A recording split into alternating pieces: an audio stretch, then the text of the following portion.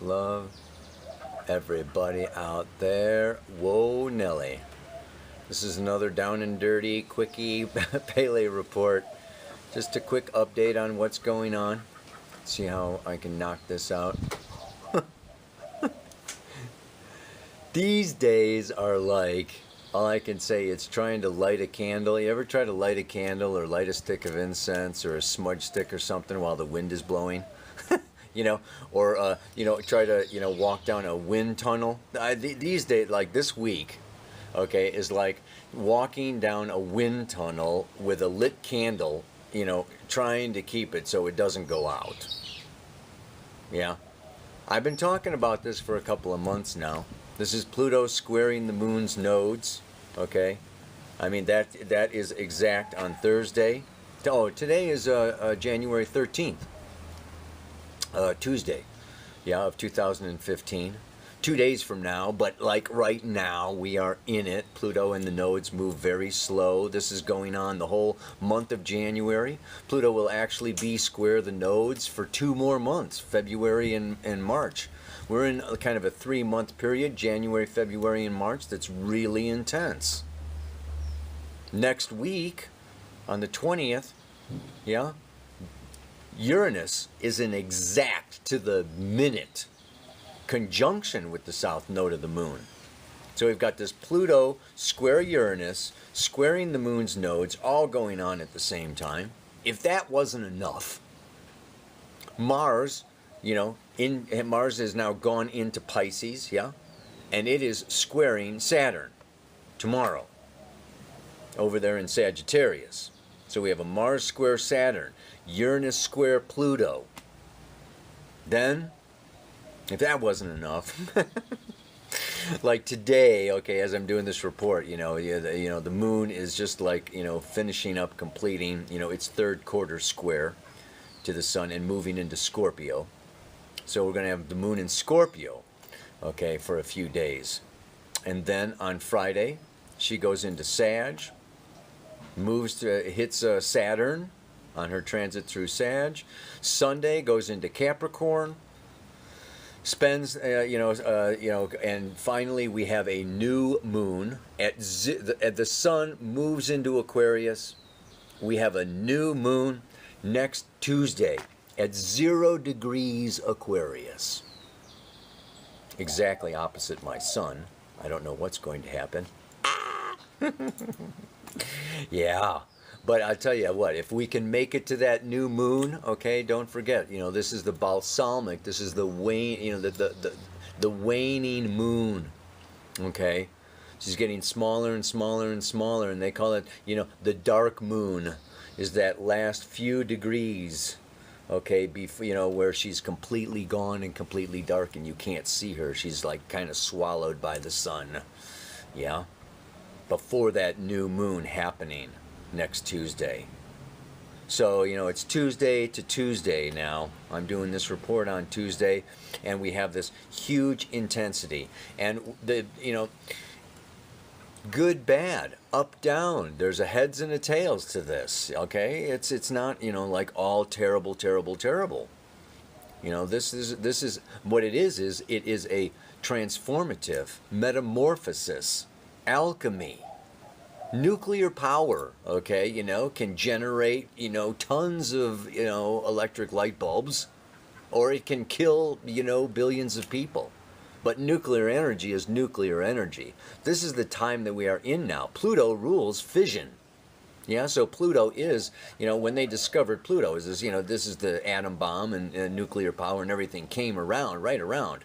Yeah, so there is this association and relationship with Pluto, which is transformation through death, resurrection, it's the Shiva force, and Shiva is the god of destruction. Not only destruction, but creation. Destruction and creation is one within Shiva, if you really look into the mythology. So we want to see this time, okay? Yes, it can be very destructive, violent, turmoil, stressful, shit just blowing up, going left and right all over the place, going sideways, tremendous chaos. leading to anxiety. And out of that comes a new order. Out of that comes a new life. Out of that comes new understanding. Out of that comes new sources of energy. The new is born out of the old. Birth is a painful process. Now, it doesn't always have to be, but it's interesting because, I mean, I've had 3 kids, and obviously the third one was a lot easier. She just came shooting out of there in no time. Yeah, the first one was a huge, long labor that was super intense. You know, and it's just like, you know what? The more you transform, the more you give birth, the more you, change, the easier it gets. The more you resist, the more problematical and challenging and violent it becomes. This is just the natural law. When you resist growth and evolution, it's like damming the river, and the energy builds and builds and builds and builds until, some points the dam just breaks. And we are at that time period now in human history and in your personal individual lives of the dam breaking.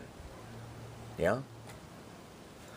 So, the good thing is that this can also be, this is a turning point in our lives, a turning point in the history of humanity. And I want to watch the news and see what's going on. This culmination of energy changes things. So it can be when you meet someone who changes your life. This is a time for you to change your life. And Pluto often works through relationship and partnership and other people. I want to give you the 4, Jeffrey Wolf Green came up with the 4 ways that Pluto induces, kind of forces and pushes the evolutionary process. And depending upon the amount of resistance, if you resist your growth, if you resist change, if you resist evolution, the hardest and smackest and wildest way that Pluto comes through is removing whatever you've attached to, physically, emotionally, mentally, psychically, spiritually, that is inhibiting your evolution. This can be an eye, a finger, an arm, a relationship, a job, a house, a country, a religion, gone. This is the most traumatic way, being pulled out. As much as you may be attached to something, it's got to go, because your attachment to that person, place, or thing is, or belief, or whatever, is inhibiting your growth. Like it or not, your unconscious soul, Pluto, knows what you need and what you don't need more than your ego. So we attach to things that are unhealthy. We attach to things for security, for dependency, for this, that. And Pluto comes along, and this is a time now of you don't need that anymore. Whoom! And it can feel like the rug is being pulled out from underneath you, and it's very painful. Number 2, the second way that it works, and what can be happening for you now, is stagnation. Making, just this life, this job, this relationship, this situation that I'm in is so dead, so empty, so stifling, so I'm gonna die any minute. I can't stand it anymore. It's like the volcano, that's building that pressure until, bam, it's got to blow. So if you've been fearing change or fearing transformation or afraid to let go or holding on to something, it can just get to be so hard. So hard. It's like, I don't want to get out of bed anymore. I don't want to face the day. I don't want to do this anymore. I can't stand this. That's another way, that it works and can be happening now.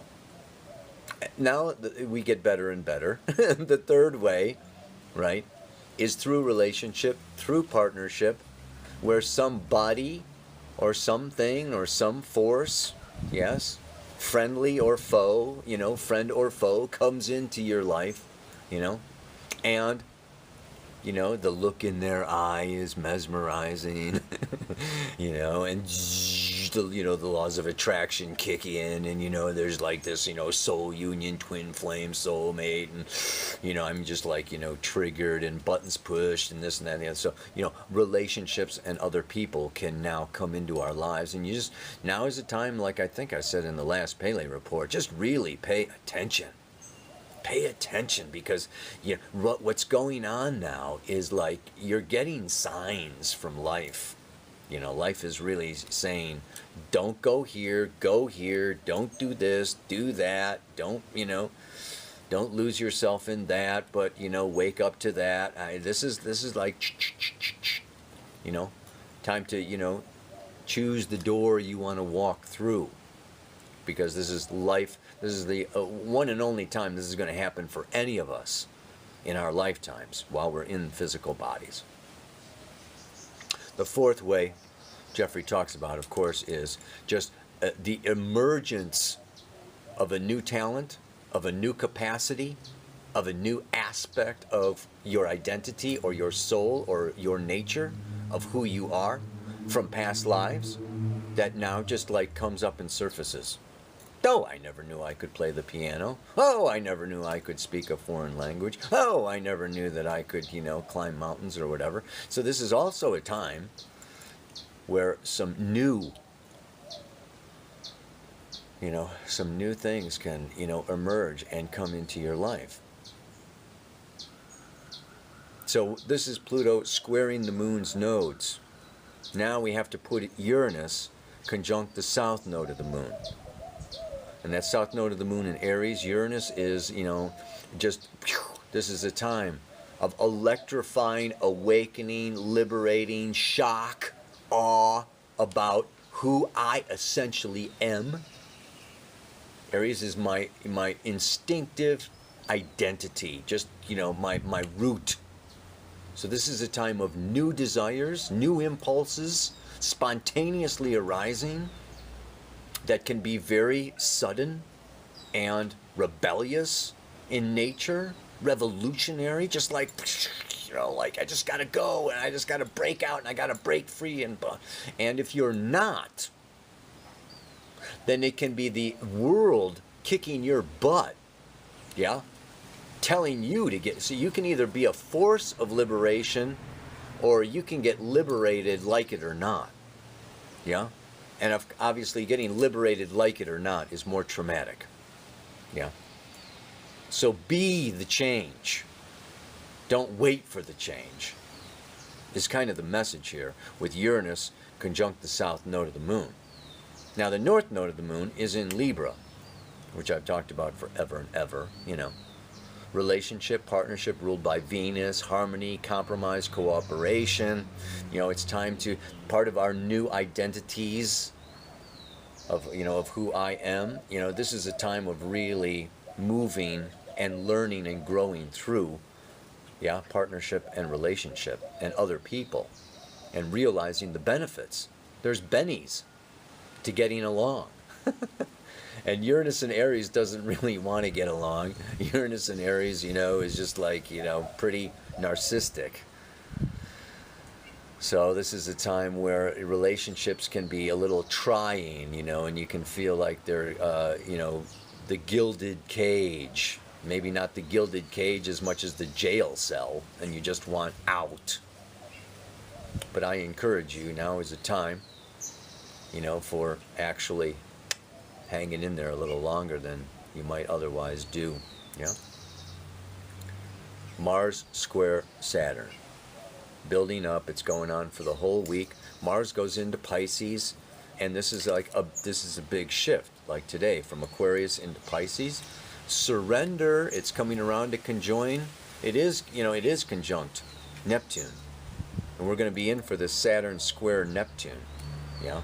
You know, which is going on for, you know, a number of months. But Mars now is that masculine force that wants to act and penetrate and move forward and go forward, and it comes into Pisces, and it's like, surrender, selflessness, egolessness, love, sacrifice. You know, and it's just like these energies create martyrs, create victims, create saviors, create, you know, doctors and nurses and helpers and social workers. And it's this, you know, it's really, you know, it's a time that's not so much about self-promotion and self-aggrandizement and, you know, self-fulfillment. And this is what also brings in this Venus, you know, coming into this opposition with Jupiter. Yeah, did I mention that?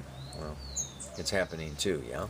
Jupiter is over there in Leo, saying that, you know, it is time for me to play, it is time for me to have some fun, it is time for me to expand and to go out and to be big and da-da-da-da, and bite off more than I can chew, perhaps. Roar louder than I've ever roared before, says the lion. Like, even if this hurts. Thank God for the Venus opposite Jupiter is all I can say, with all these other difficult, harsh aspects going on, you know. And this, you know, moon moving through Scorpio is also emotionally challenging. Time to, you know, time for therapy, man. Time for some, you know, some deep shamanism and some deep work, some deep inner work. And this is what gets me into, you know, the way out of this and the way to work with this and what this is all about. And I think I mentioned it before, but I'm going to mention it again, you know, in a different way. You know, that's what Saturn and Sag is about. You know, the teacher says the same thing 1,000 different ways. So, you know, here we are. We're talking about, you know, Saturn moving through Sag, new beliefs, Uranus moving through Aries, a new sense of identity. And Pluto, the evolution of the soul, wants to be balanced with the Pluto polarity point, Cancer, the inner world of feeling, of the inner child, of being, not so much doing, fighting, controlling, dominating, you know, ambitious, driving, whatever. No. That's all that masculine stuff. And now that Mars has gone into Pisces, this is really a time. And the Venus opposite Jupiter is really good for this. Receive. Receive. Be still. All things come to him who waits, to she who waits. This is a time of not getting lost in the turmoil. That wind tunnel or that windstorm that's going around, it's time to be that candle and stay lit and keep the inner fires lit. Yeah, be the light in the darkness. This is Cancer. This is the evolutionary path now. You know, going on, you know, for 13, 14 years, as long as Pluto, you know, is in Capricorn. The south node of Pluto is in Capricorn for, you know, thousands of years. So we have the north node of Pluto is in Capricorn. Everybody on planet Earth has the north node, the planetary node of Pluto, in Cancer. And so this is a time of us contacting, connecting to our inner feeling. It's a water sign. Water seeks the lowest level. So to evolve, to grow, to come into our truth is an inner process. And it's not about the outside, the Maya, the mirage, the illusion of power, control, dominance. Security is not going to be found out there. I'd say that is probably the big main lesson. The Capricorn-Cancer axis is the security axis. And Pluto in Capricorn is physical, financial security. My job, my reputation, you know, my worldly office and success, and da-da-da-da. Trying to hold on to that can be extremely difficult right now, and we're getting signals and messages that the answer lies within. Yeah, and it's the old, you know, end of the patriarchy, which is, I can associate it with Capricorn, you know, the patriarchy, and we're kind of coming into Cancer, which is, you know, the feminine water. So the mantra for today, I wanted to do something a little different for you today. Make up your own mantra. This is do your own mantra day. No, I got 3 lines, but the fourth line you can fill in with any blank that you want, right? Okay, and so because it goes like this, right? The paradox of life is that in order to win. The paradox of life is that in order to win, I need to stop fighting and be peace within.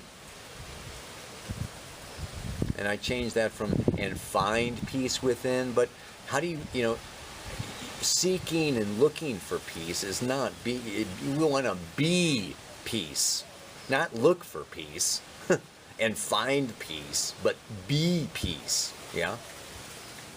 So the paradox of life is that in order to win, I can stop leaning on others and be peace within. I can stop struggling and be peace within. I can stop seeking and be peace within.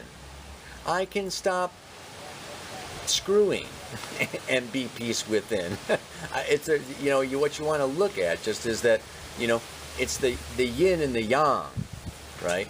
I can stop like trying to, go out, radiate, dominate, control, and be the receptive feminine peace within. You know what I'm talking about?